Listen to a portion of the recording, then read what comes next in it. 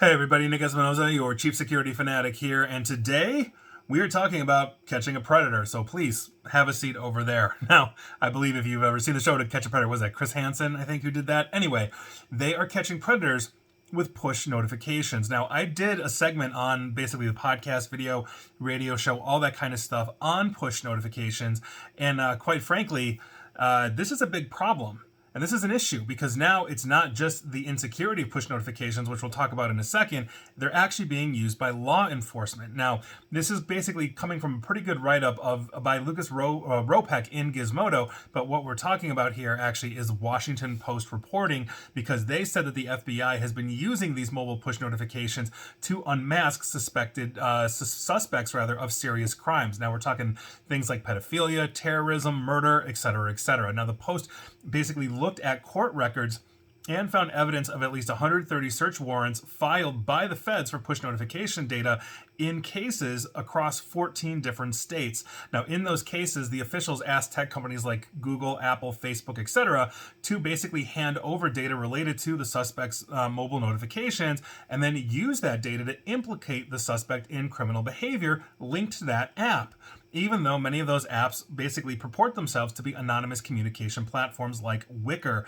Wicker is one of those where if you're messaging in the Wicker system, it's supposed to be end-to-end encrypted and private, meaning nothing can scan it, see it. Wicker itself won't be able to see it, etc., etc., so they can't hand that over. But the push notification that alerts you that you have a message, whether it's incoming or something else from Wicker, is not as secure. And so the question then becomes is how exactly is it possible to get this information? And this is something that I mentioned in that previous segment, but let's go over it again. Now, push notifications, which are provided by the mobile operating system provider, include embedded metadata that can be examined to understand the use of mobile apps in that phone. Now, apps come basically with a quiet identifier known as a push token, which is stored on the corporate servers of a company like Apple or another phone manufacturer after a user signs up to use a particular app. Now, these tokens can later be used to identify the person using the app based on the information associated with the device on which the app was downloaded. In other words, you're getting a unique token when you're downloading Wicker or Facebook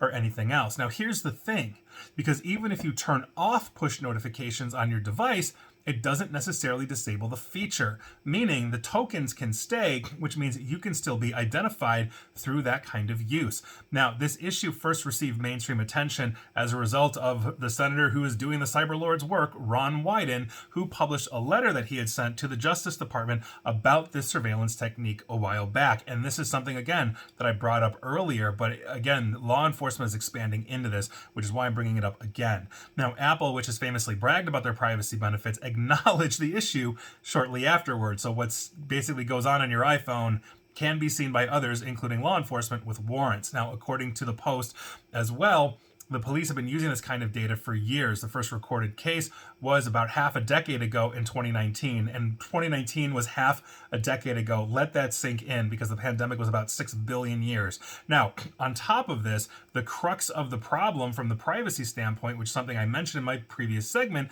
about a month or two ago, is simply this. This kind of mobile data could be used to track people who've not committed serious crimes. Think political activists, think journalists, think anybody that for whatever reasons need to be surveilled, not necessarily by the United States.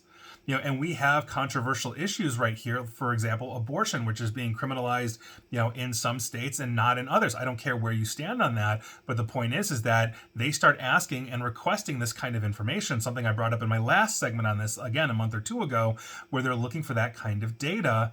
And so the question is, will the Apples and Googles of the world have to essentially comply with, let's say, a state subpoena over something that is not considered a crime somewhere else? And it goes above and beyond that.